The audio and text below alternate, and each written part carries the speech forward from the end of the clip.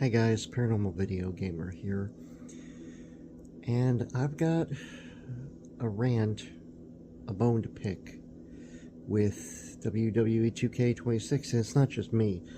There's a lot of people that have a bone to pick with the damn game, and I'm going to say it, and I'm going to say it, and I'm also going to share some Twitter screenshots, or X screenshots. I still call it Twitter, so I apologize, but so, WWE 2K26, the developer 2K, decided that they were going to lock everything behind grinding for hours on end, and someone did the math, and it ended up being like 80 to 84 hours of just grinding to be able to play the things that you're paying for, even with the $150 tier of buying a copy of the game.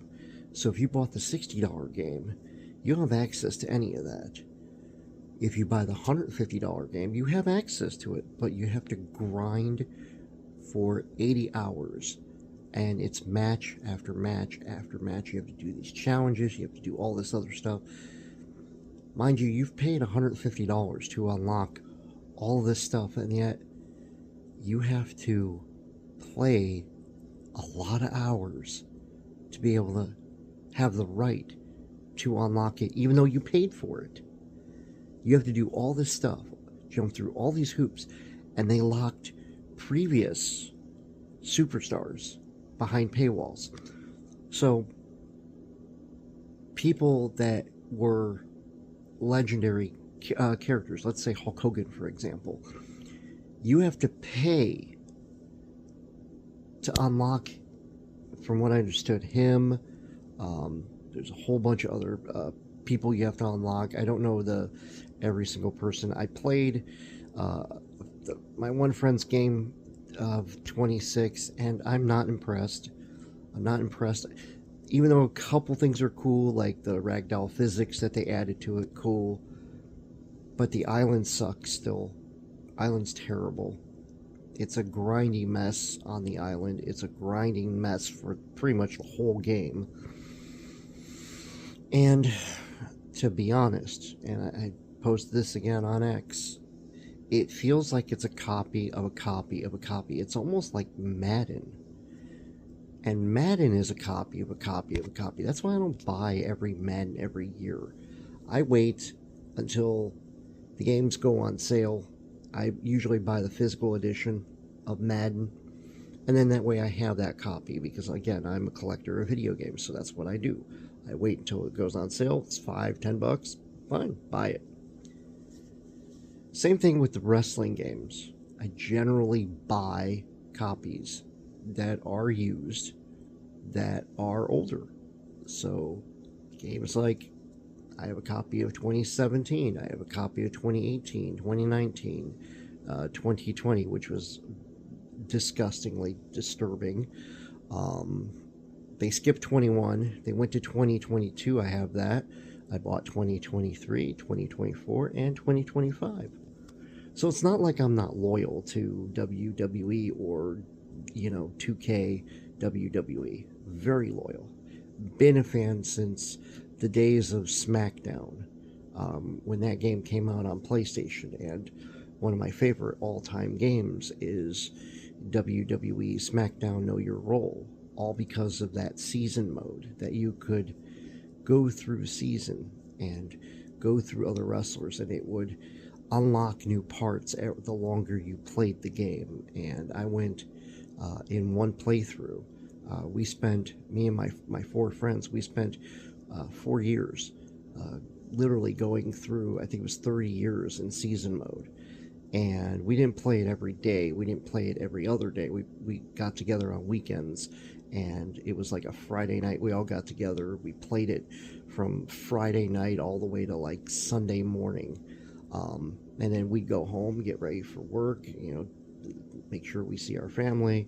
And that would be our weekend. And we would do that constantly. So 30 years of season mode was a lot of fun, and we had a blast being able to play matches against each other before online activity was like a huge thing. But this WWE 2K26 is just so disappointing. It's disappointing because as a fan, as somebody who has bought multiple games and has continued to buy multiple games, now I didn't buy them right away most of the time. Like, I was planning on buying 26 because I bought 25 and I was very happy with 25. Now, I wasn't happy with a lot of the decisions they made, like the faction mode. I still think it's a pointless mode. Not very happy with the VC credit crap and them locking stuff in VC, which to me just doesn't make any sense. You should be able to play the game and unlock it like it used to be. But one of the things I was kind of hoping for with 25 they never did was put it where you could do a creative finisher. It's one of the things that I've been requesting for years, and it's not just me, it's many people. A lot of people want a creative finisher for online play so you can make your own finisher, and that's your finisher that you're doing on an opponent, which to me would be freaking sweet.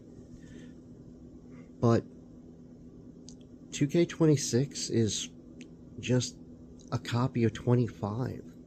And 25 does have a lot of things that are copied from 24, but what made 24 great is it felt fresh for the first time in a long time. Now, 23 was also a great game that year because, again, it felt fresh. It felt like something unique. 2026 version, 2K 2026, just feels like it's a copy.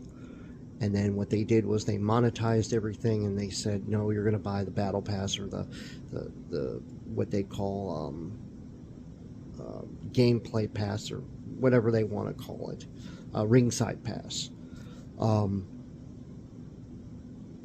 it's sad.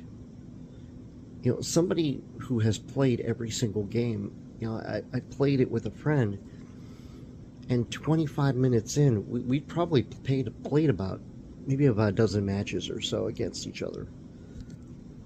And I was telling him the wrestling portion of it is good, but locking everything and making people pay extra on top of the $150 that they spend, that's just scummy. And before I go any further, I'm going to share the screenshots of what I said on Twitter, and I mean every single word, or X, sorry. I mean every single word about this. 2K has proven that they are one of the scummiest companies now because all they care about is money. How fast can we shovel money? And then they pretty much take away features that maybe not were intended, but somebody found a way to make the game a little easier to be able to get more experience so you can unlock stuff. Well, they decided to nerf that, and they decided that they're going to make sure that people have to pay to be able to get further levels instead of actually letting people do what the hell they want. If they want to pay extra, that's fine, but if you don't want to pay extra and you want to enjoy your experience while playing the game, why is this a problem? But anyway, here's the X screenshots that I did and what I said, and I don't want to read them. I'll just let you read them, and I think I stand for a lot of people, just like a lot of people are talking right now, that they're tired of this crap. And I hope 2K sees it, and I hope 2K says, you know what, we've made a mistake. Kind of like what, Battlefront 2 was. And it was so greedy. The greed was just simply just astronomical. And then they, pretty much said, oh, it's an accomplishment when, you have to grind for hours and hours and hours and hours. Not everybody has 80 hours that they can donate to playing a game. And then on top of that, doing events, and you have to do this, you have to do that, you have to do this, you have to play matches, you have to do this. Not everybody has that. Not everybody has that time. Some people just want to pay the $150 and say, all right, I'm going to unlock all this cool stuff. And when I want to play it, I can just go to it and play it and have fun. They don't want that to happen. But anyway, here's the screenshots.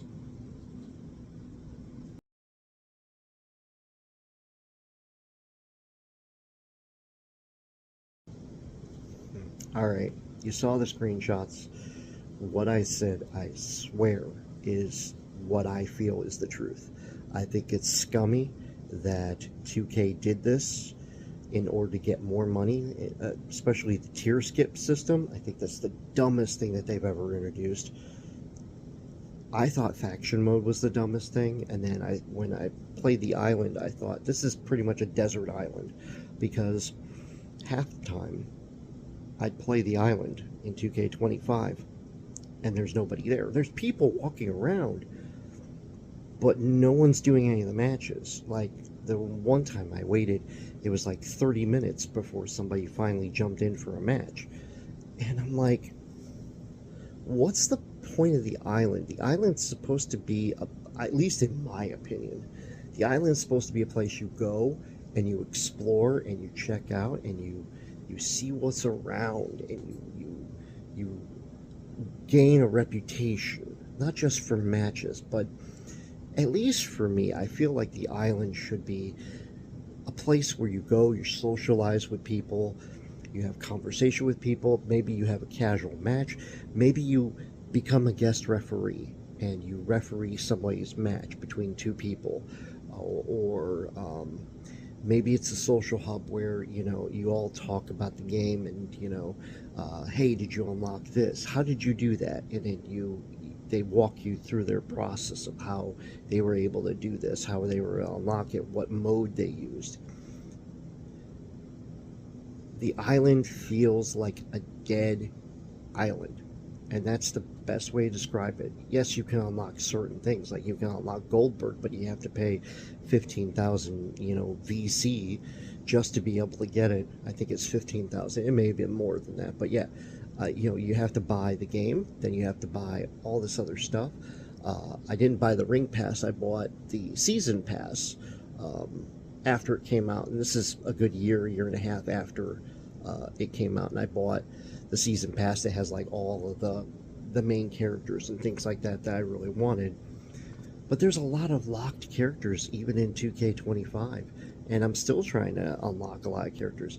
And faction mode is another thing where there's just so many characters that are still locked that I'm probably never going to unlock them, because I don't like faction mode. I understand why people would want to play it, because they like that kind of thing. I'm not a fan of it. I think that it was a bad decision to put that in there.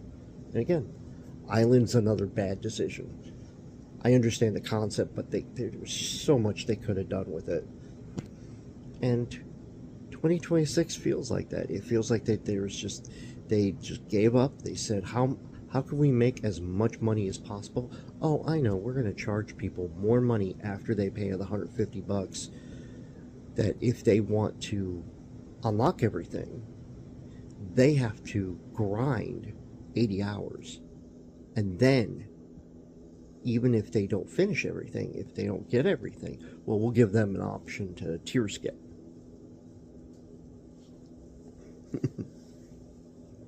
Oh my god. It is just disgusting and shameful.